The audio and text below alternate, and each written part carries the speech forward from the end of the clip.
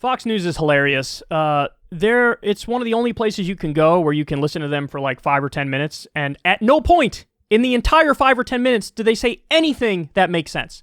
So this is a shorter clip. It's about a minute long, but you're going to see exactly that happens here.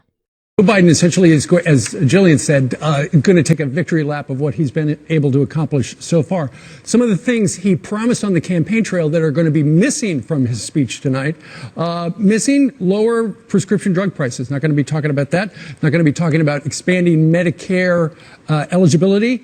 And this is really important. And I know a lot of you watching have been curious about the estate tax. He will not be including that campaign plan to raise the estate tax from 40 to 45% or lower the exemption from 11 million to 3.5 million, because there are a lot of people, particularly family farm owners, who are very concerned about that particular provision. Yeah. If it went in, they would be sunk. Yeah, he'll get around to it. Trust me. America, you elected Bernie Sanders. You just didn't know. That's amazing. So they spend the time to list off the nominally left-wing things that Biden is not going to do, and doofus Brian Kilmeade is like, America, you elected Bernie Sanders, you just don't know it. He just went through a list of good things, left-wing things that Biden is not doing, and they still said, you're Bernie Sanders. By the way, I wish we elected Bernie Sanders, or I wish Biden started acting like Bernie Sanders. He's not. He's not. I wish. It would be such a lovely, wonderful, beautiful country if that was the case. But he says, okay, so here's what Biden is not going to push for now. Lowering prescription drug prices. I know, we just covered that story. Why? Because of the impact of big pharma and lobbyists and special interests that basically own the government, own both political parties. He's not going to talk about expanding Medicare accessibility. So in other words, now you have a number of Democratic lawmakers who are saying, hey, as part of the next reconciliation bill, expand Medicare, lower the age to 55, or lower the age to, the earliest, or the latest, I should say, 60. So now you have a number of Democrats who want that. Biden is not going to push for that. Okay, that's terrible. Instead, he wants to do $200 billion of subsidies for the Affordable Care Act, which is just a giant giveaway to the health insurance companies. So he's not going to do the left-wing thing. Then they talk, he's backing off the estate tax increase. The estate tax only hits people who have over $11 million in net worth. That's a fraction of the top 1%. Then the idea was, we're going to lower that threshold to $3.5 million. So if you have a net worth of $3.5 million or more, you get hit with the estate tax.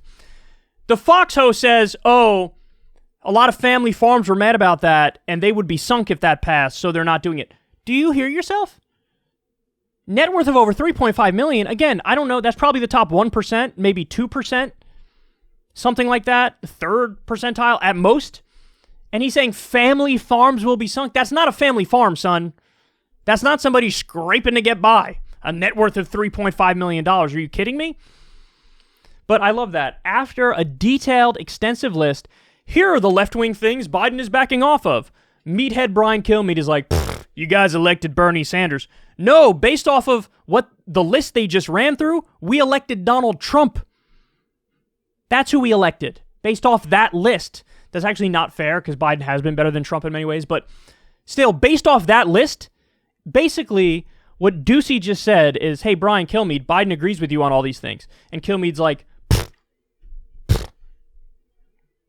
Bernie Sanders, socialism, Marxism, Venezuela. He doesn't use his brain. So listen, what's the takeaway here, guys? No matter what a Democrat does, they're going to go right back to that same playbook. Scary socialism, Bernie Sanders, Marxism, Che Guevara, Venezuela, Vuvuzela. No matter what, they're going to say that. So, why not actually fight for good things? But the answer is very sad, of course, which is Biden just doesn't agree with me and you and Bernie as to what constitutes good things. He's a lot more right than us. He's a lot more right-wing. He's a lot more centrist and corporatist. So here we are. But there you have it. Keep being a moderate Republican, and the Republicans will give you zero credit and now just call moderate Republicanism Bernie Sanders-ism.